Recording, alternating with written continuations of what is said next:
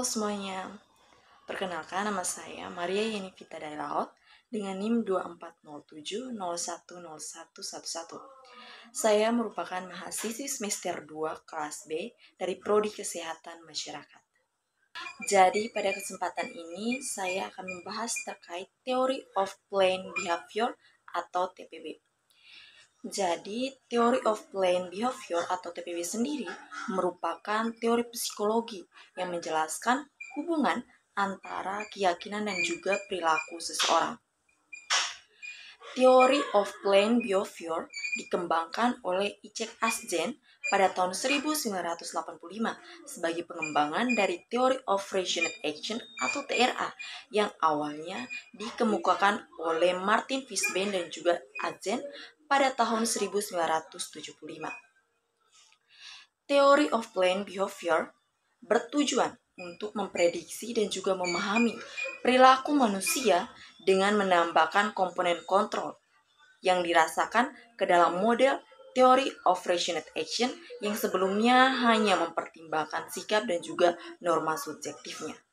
Theory of Planned Behavior dicetuskan dan dikembangkan oleh Icek Asben, di mana ia memperkenalkan teori ini untuk mengatasi keterbatasan dari Theory of Rational Action dengan menambahkan variabel persepsi kontrol perilaku atau Perceived Behavior Control yang mencerminkan kemampuan individu untuk mengendalikan perilakunya dalam situasi tertentu.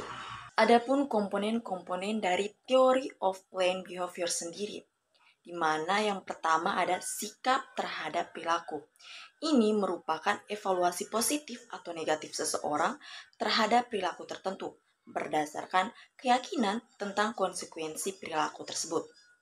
Yang kedua ada norma subjektif, di mana ini merupakan tekanan sosial yang dirasakan individu dari orang-orang penting di sekitarnya untuk melakukan atau tidak melakukan perilaku tersebut. Yang ketiga ada kontrol perilaku yang dirasakan, di mana ini merupakan persepsi individu tentang kemudahan atau kesulitan dalam melakukan perilaku tersebut yang mencerminkan pengalaman masa lalu dan antisipasi hambatan di masa depan. Salah satu contoh pengaplikasian Theory of Planned Behavior dalam artikel yang saya baca, di mana dalam artikel tersebut meneliti terkait niat masyarakat Kabupaten Magelang dalam menggunakan vaksin COVID-19 halal dengan menggunakan pendekatan Theory of Planned Behavior. Penelitian tersebut dilakukan pada 154 responden yang berusia sekitar 16-40 tahun dengan mayoritas pelajar atau mahasiswa. Data yang dikumpulkan melalui kuesioner online dan dianalisis menggunakan metode SEM-PLS.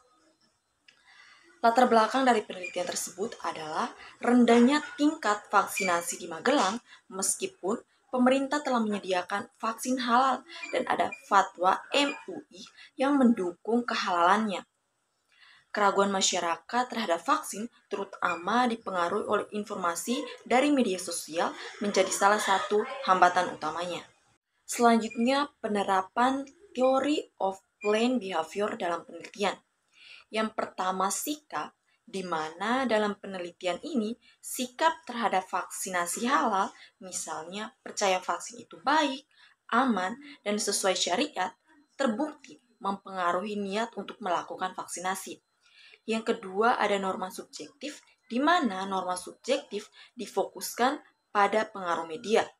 Namun, hasil penelitian menunjukkan bahwa meski banyak membahas vaksin, pengaruhnya tidak signifikan terhadap niat vaksinasi di Magelang.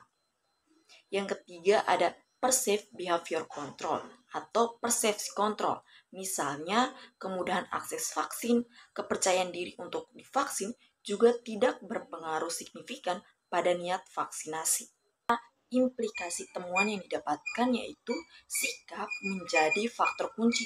Artinya bahwa upaya meningkatkan niat vaksinasi sebaiknya difokuskan pada membangun sikap positif masyarakat terhadap vaksin halal, misalnya melalui edukasi tentang manfaat dan juga keamanan vaksin. Yang kedua yaitu pada norma subjektif dan PBC itu kurang berperan, yaitu pengaruh sosial dari media dan persepsi kemudahan akses belum cukup kuat memotivasi masyarakat untuk vaksinasi. Hal ini bisa berarti masyarakat lebih dipengaruhi oleh keyakinan pribadi daripada tekanan sosial atau faktor aksesnya.